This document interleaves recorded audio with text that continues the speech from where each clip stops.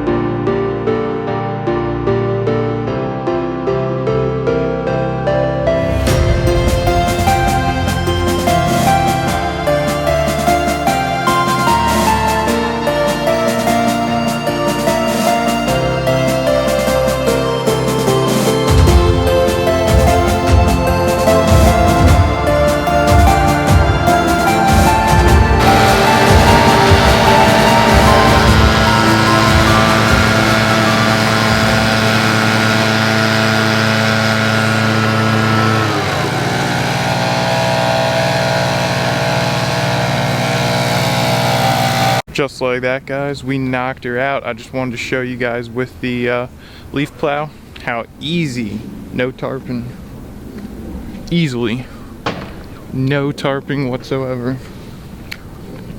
Neighbors are getting theirs done. They be using the tarp. I don't know why. Just got this last little detail to wrap up and we out of here.